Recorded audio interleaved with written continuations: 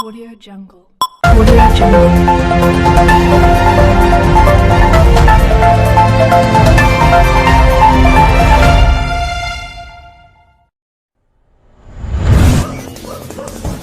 Good morning. The Philippines will continue to include Oxford AstraZeneca COVID-19 vaccine in its nationwide inoculation drive even as more European nations pause its use as blood clot reports are being investigated. The Health Department and the Food and Drug Administration on Friday acknowledged that some countries temporarily halted, including the vaccines made by the British-Swedish multinational pharmaceutical.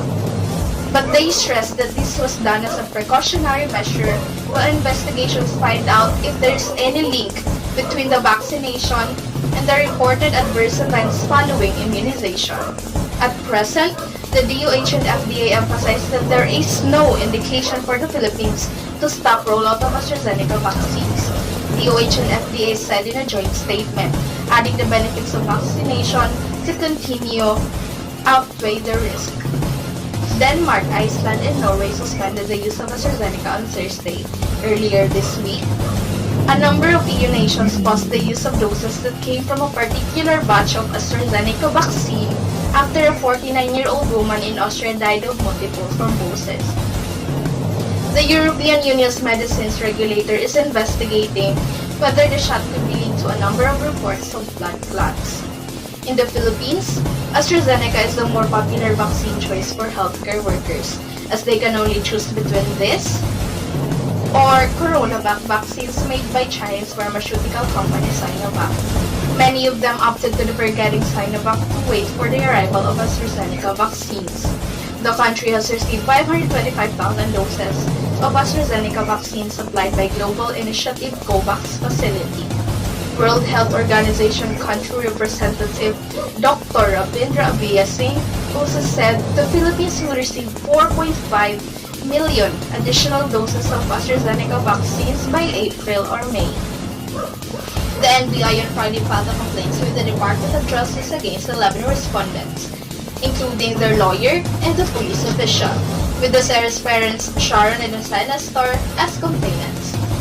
The second autopsy on the Sarah's body conducted by the NBI was consistent with the initial finding of the Philippine National Police that the 23-year-old died of natural cause. The NBI said the Sarah died of periaortic hemorrhages and aortic wall disruption, suspicious for a bleeding dissecting aneurysm. The NBI submitted a medical opinion of its forensic team suggesting there was a very probable connection between the rupturing of the Sarah's aortic aneurysm and her taking illegal drugs and alcohol. The NBI, however, will file a complaint of falsification of an official document against Police Major Dr. Michael Sarmiento, the medical legal officer of the Southern Police District Crime Laboratory Office, who conducted the first autopsy on the Sarah. For one, while Sarmiento found the Sarah's urinary bladder empty, the NBI was able to extract 130 milliliters of urine from her body. The NBI also did not find abrasions on the Sarah's labia majora, ruling out rape. Despite ruling out rape with homicide, the NBI named J.P. De La Serna, Clark Rapinan, Alain Chen, and Louis De Lema as respondents for reckless imprudence resulting to homicide complaint. Your omission and failure to give the proper prudence and diligence required of you at that time and place make you liable under the law, Degamo said.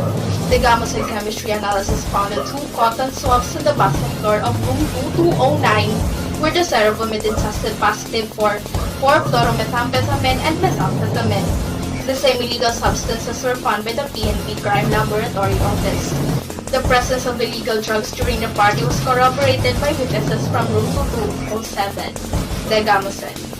When the Sarah went to room 2207, she allegedly told its occupants that she did not want to stay at room 2209 anymore because they were having an orgy and were already high on drugs.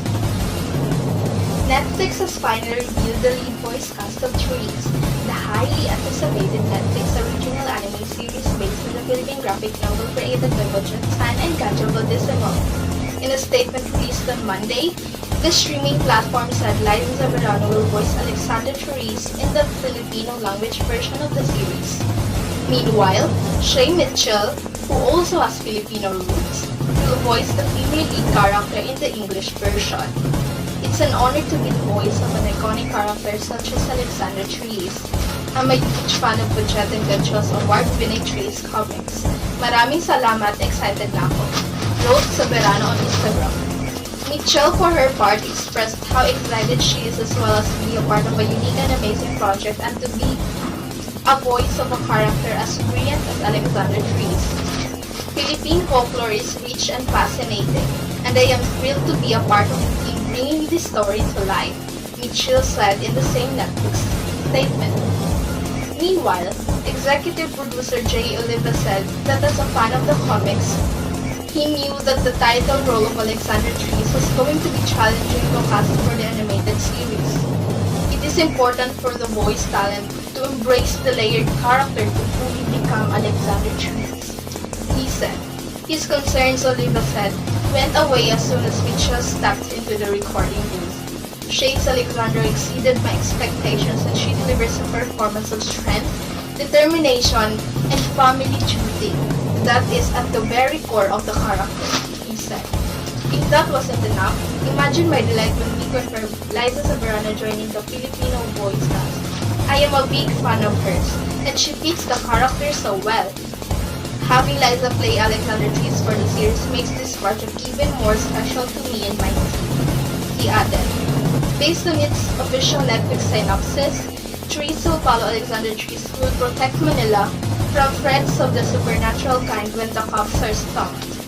As of writing, Netflix has yet to announce the exact release date of Therese this 2021. This is Alvin reporting. Good day.